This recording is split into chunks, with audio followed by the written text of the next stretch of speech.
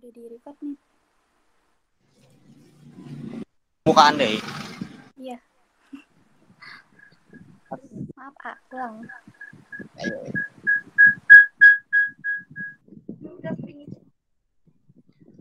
Assalamualaikum warahmatullahi wabarakatuh. Kami dari kelompok 3 akan menjelaskan kode etik jaksa. Kelompok kami terdiri dari Vista Holis Sofiana, Nida Holiso, Itah Ayu Yulianti, Oktavia Ningsi, Ida Hamidah, dan saya sendiri Aditya Nugraha. Untuk yang pertama akan dijelaskan oleh Vista Holis.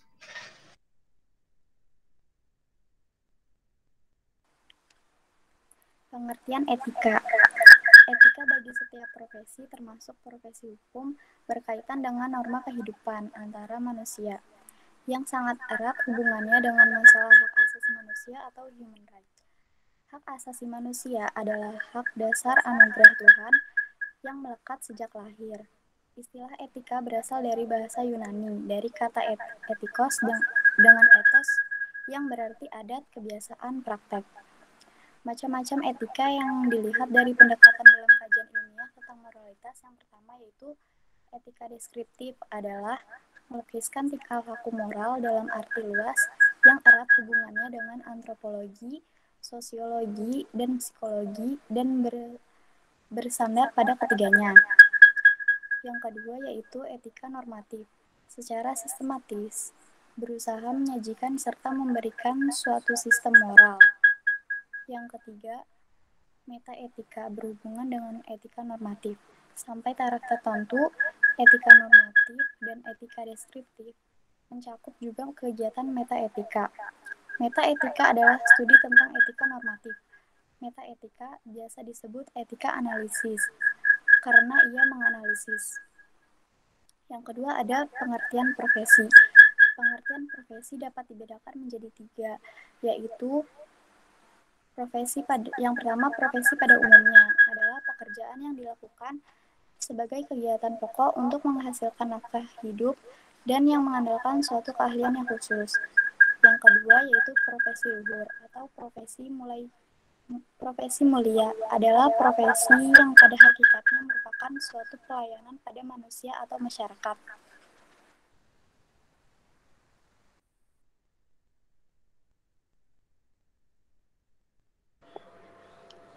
Profesi jaksa. Profesi jaksa sudah ada sejak sebelum Indonesia merdeka. Asal mula kata jaksa berasal dari kata diaksa. Pada masa kerajaan Majapahit, jaksa dikenal dengan istilah diaksa, adiaksa, dan dharma diaksa.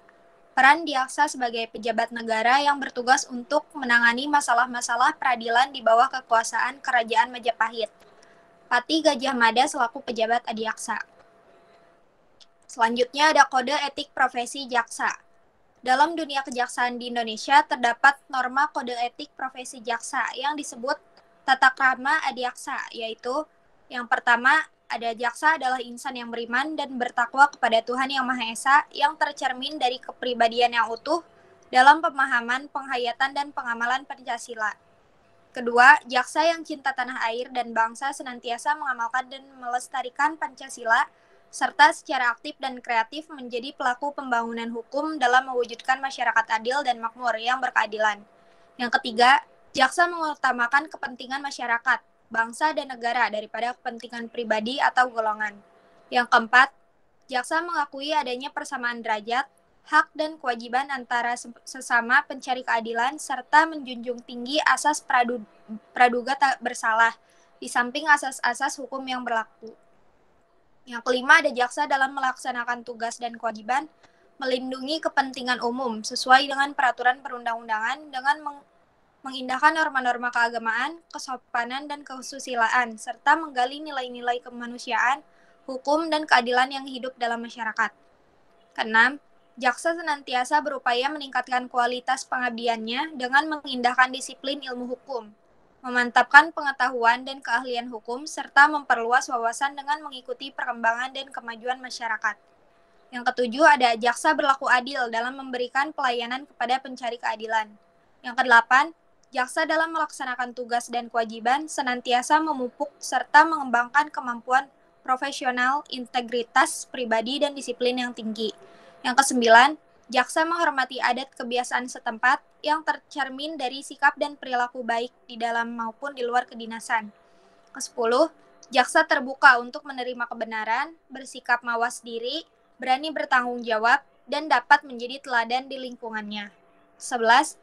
Jaksa berbudi luhur, serta berwatak mulia, setia dan jujur, arif dan bijaksana dalam tata pikir, tutur, dan laku.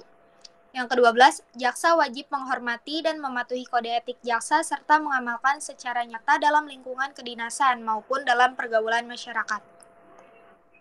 Selanjutnya dibacakan oleh Hamidah.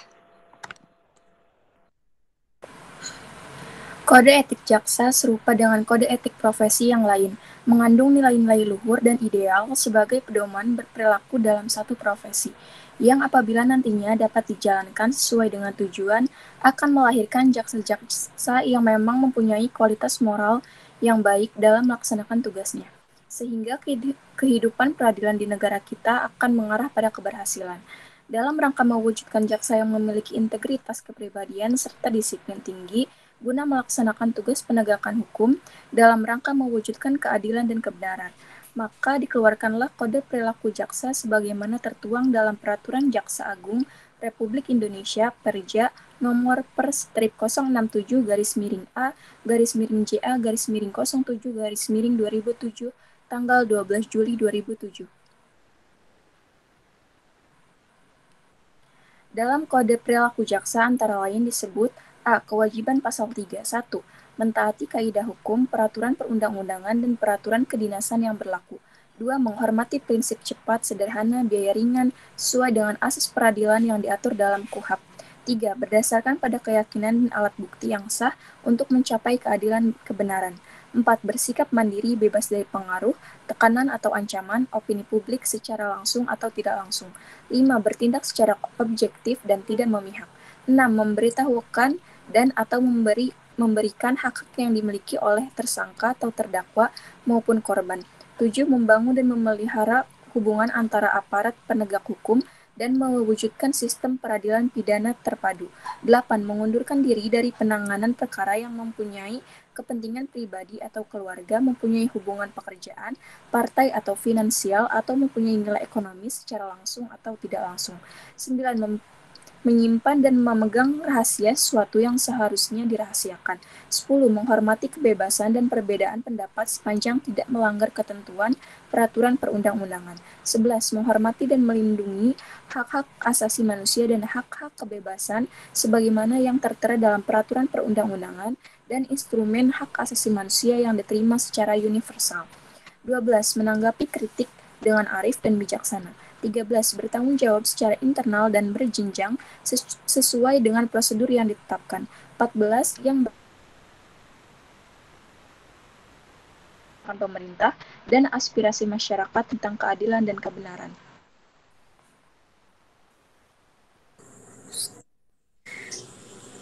B. Larangan pasal 4. 1. Dalam menjalankan tugas profesi jaksa dilarang menggunakan jabatan dan atau kekuasaan untuk kepentingan pribadi atau pihak lain. Ketiga, merekayasa fakta-fakta hukum dalam penanganan perkara. Keempat, penggunaan kapasitas dan otoritasnya untuk melakukan penekanan secara fisik atau dan psikis.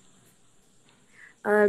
Meminta dan atau menerima hadiah dan atau keuntungan serta melarang keluarganya meminta dan atau menerima hadiah dan atau keuntungan sehubungan dengan jabatannya.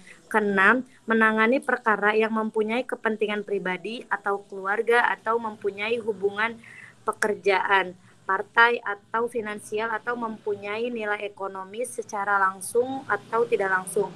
Ketujuh, bertindak diskriminatif dalam bentuk apapun.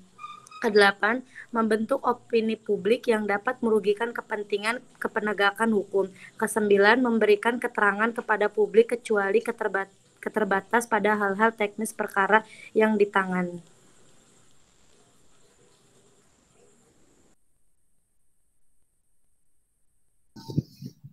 Sebagai kelengkapan dari pembinaan dan etika profesi sebagai jaksa, berdasarkan keputusan Jaksa Agung nomor Kep strip 074 JA garis miring 7 garis miring 1978 tanggal 17 Juli 1978 disahkan Panji Adiaksa. Panji ini merupakan perangkat kejaksaan, lambang kebanggaan korps, lambang cita-cita kejaksaan dan mengikat jiwa korps kejaksaan.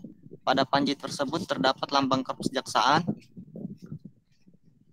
berbentuk lukisan yang terdiri dari 3 buah bintang bersudut 3, pedang, timbangan, setangkai padi dengan jumlah 17 butir, dan kelopak bunga kapas sejumlah 8 buah melingkari pedang dan timbangan di tengahnya. Di bawahnya terdapat seloka berbunyi Satya Adi Wicaksana.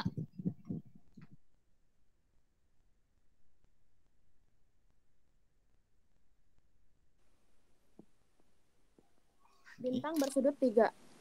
Bintang adalah salah satu benda alam ciptaan Tuhan Yang Maha Esa yang letaknya dan memancarkan cahaya abadi, sedangkan jumlah 3 buah merupakan pantulan dari Trapsila Adiaksa sebagai landasan kejiwaan warga Adiaksa yang harus dihayati dan diamalkan. 1. Ada pedang. Senjata pedang melambangkan kebenaran senjata untuk membasmi kemungkaran atau kebatilan dan kejahatan. Timbangan adalah lambang keadilan yang diperoleh melalui keseimbangan antara suratan dan siratan rasa. Ada padi dan kapas. Padi dan kapas melambangkan kesejahteraan dan kemakmuran yang menjadi dambaan masyarakat.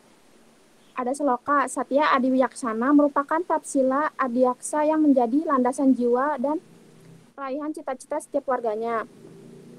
Adiaksa dan mempunyai arti serta makna. Satya, kesetiaan yang bersumber pada rasa jujur baik terhadap Tuhan Yang Maha Esa, terhadap diri pribadi dan keluarga, maupun kepada sesama manusia. Adi, kesempurnaan dalam bertugas dan yang berunsur utama bertanggung jawab baik terhadap Tuhan Yang Maha Esa, terhadap keluarga, terhadap sesama manusia. Wicaksana, bijaksana dalam tutur kata dan tingkah laku, khususnya dalam penerapan kekuasaan dan kewenangannya. Yang terakhir ada makna tata warna.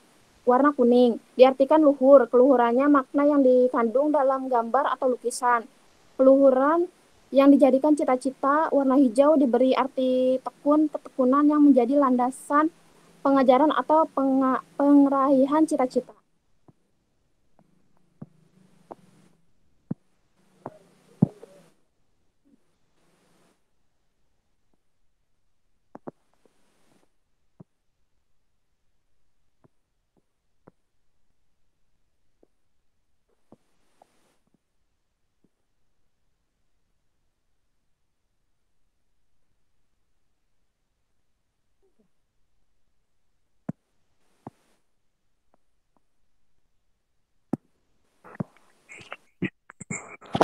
Sekian presentasi dari kelompok 3 HK18C.